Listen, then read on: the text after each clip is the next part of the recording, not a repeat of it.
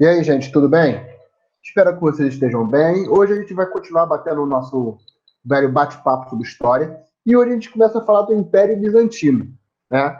O Império Bizantino, a gente estuda ele na Idade Média, né, dentro do período medieval, mas ele tem a sua origem lá em Roma Antiga.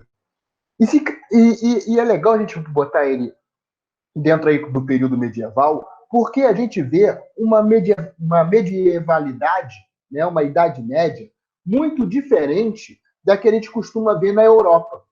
O Império Bizantino vai ter características muito diferentes da Idade Medieval Europeia.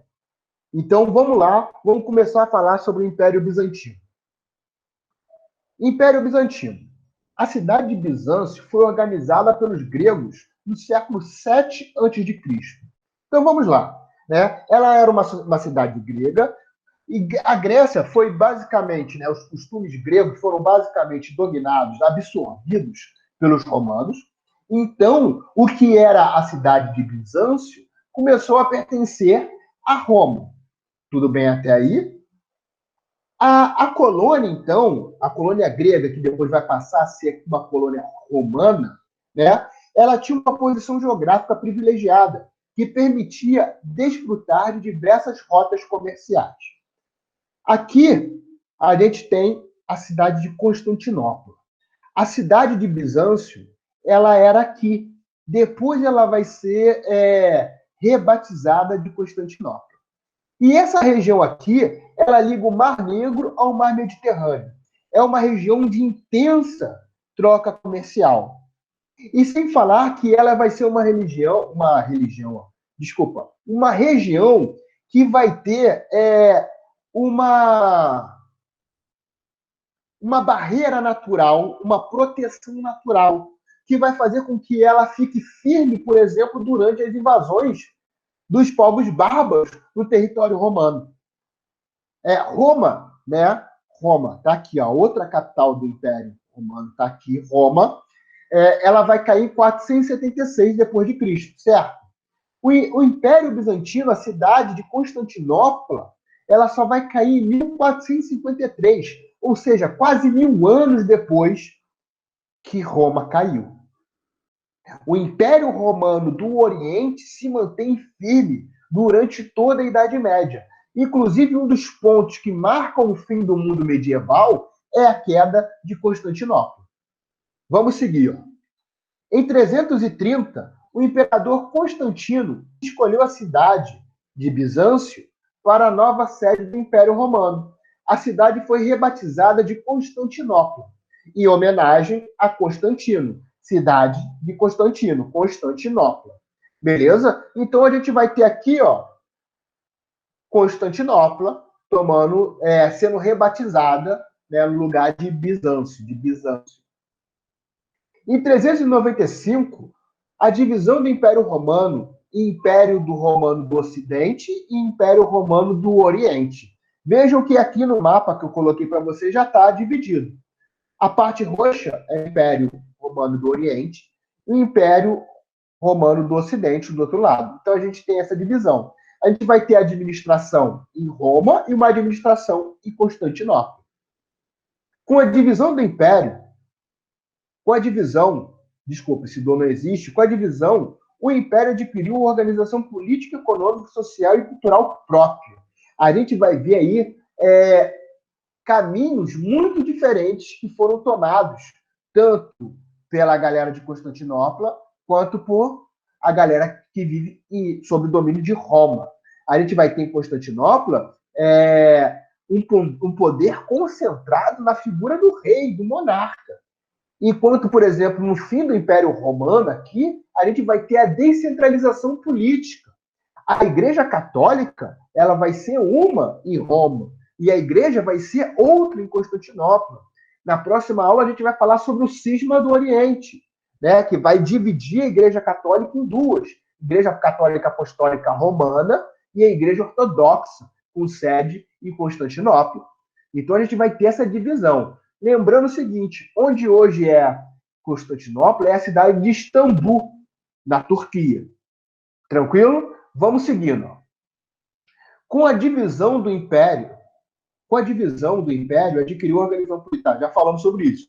Império Romano do Oriente, também chamado de Império Bizantino, sobreviveu até o ano de 1453. Roma cai em 476, o Império Bizantino cai em 1453, aí com os turcos otomanos tomando a região. Nessa figura aqui de cima, eu trouxe algumas rotas comerciais. Vejam só, aqui a gente tem o mar Mediterrâneo e aqui a cidade de Constantinopla. As rotas comerciais, elas passam por Constantinopla. Né? Se a gente pegar aqui a divisão, todo esse território aqui, como a gente vê de roxo no outro mapa, pertencia ao Império Bizantino, à Sociedade Bizantina, a Constantinopla. Então, veja a quantidade de rotas comerciais que passam na região. Essa aqui é um mapa antigo da cidade de Bizâncio, né, de Constantinopla. O Império Bizantino apresentou inúmeros aspectos urbanos.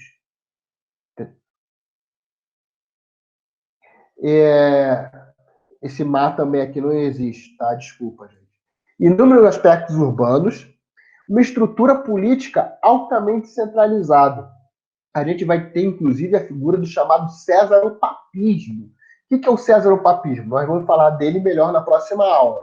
É a concentração de poderes no imperador, de César e de Papa, ou seja, militar e religiosa.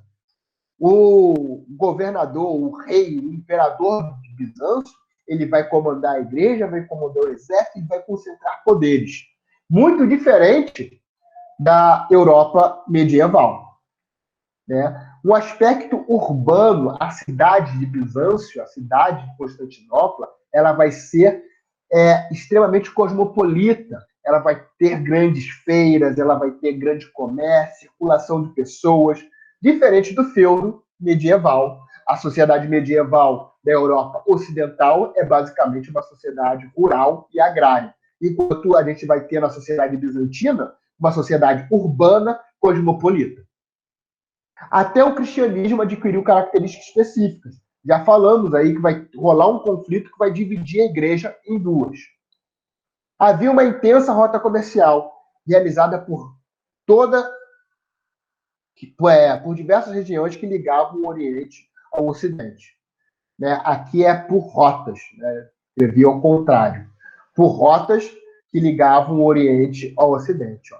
Tem a rota que começa aqui na Ásia, e se a gente seguir os pontinhos, ela vai até a região da Península Ibérica, por exemplo, chegando na Europa. Por elas, negociavam-se seda, peles, escravos, porcelanas, tecidos, perfumes e muitos outros artigos.